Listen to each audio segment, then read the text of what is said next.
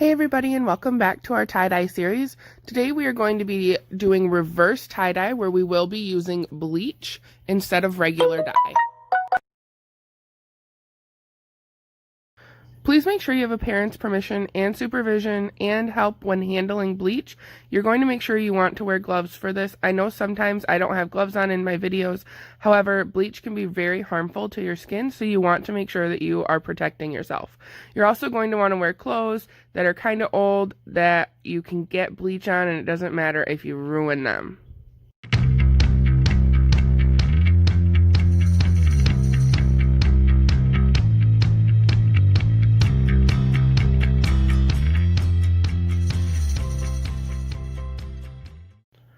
As you can see, I'm just doing the standard spiral that I taught you guys from our first video, and I am just going to wrap it up and tie it up just like I did there. If you don't know how to do that, please go back to the first video and learn how to make a spiral.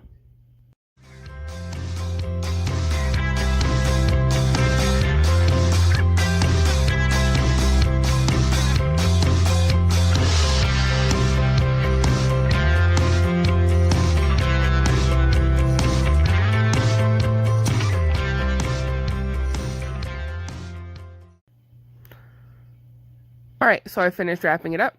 Now I have a spray bottle full of bleach. Please make sure your parents have given you permission to use that spray bottle and are supervising. And as you can see, my spray bottle has decided to break, so I did have to end up taking the top off and just pour bleach into my shirt. It is not ideal, so I recommend trying to stick with the spray bottle.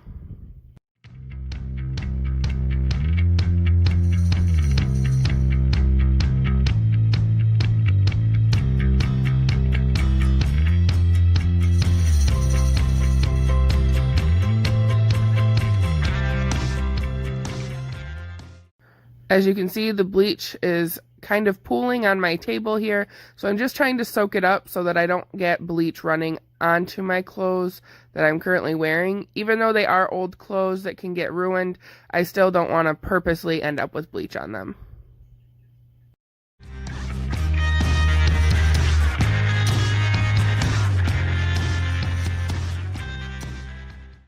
Alright, this shirt is also spun in a spiral design. You can bleach more than just black items of clothing. You can also do colored ones, and it will pull the color out of those as well and give you a cool looking design.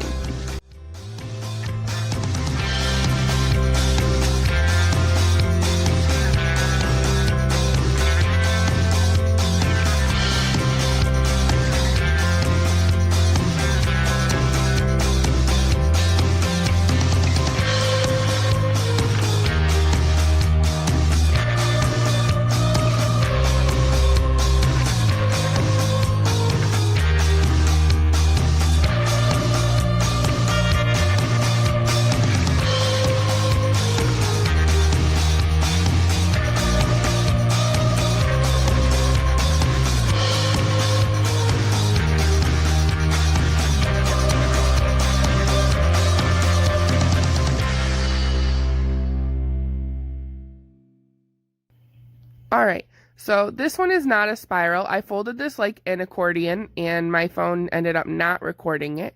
But you can see that it is just folded up with a bunch of rubber bands. I just accordion styled it and then got it tucked into a square and then tried to open some of those folds to make sure I got bleach on the inside of that shirt and didn't end up missing a bunch of black space. This one was definitely a little bit more difficult for me to do because of how tightly wrapped and folded this shirt was.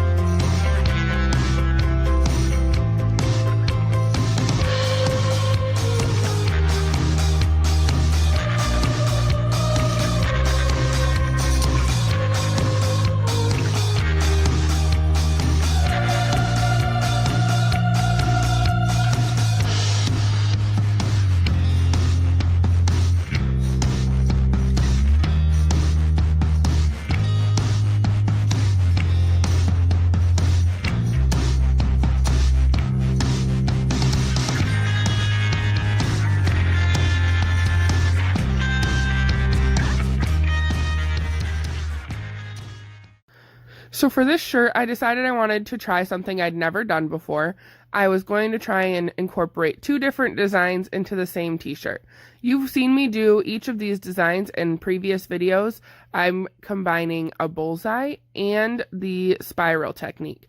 So I started at the top corner of my shirt in the left shoulder and did a bullseye, and then in the bottom right hand corner I spun the shirt to look like a spiral. I did have some difficulty with it and had to try a couple times, and it still wasn't perfect, but I did my best to give it that spiral shape.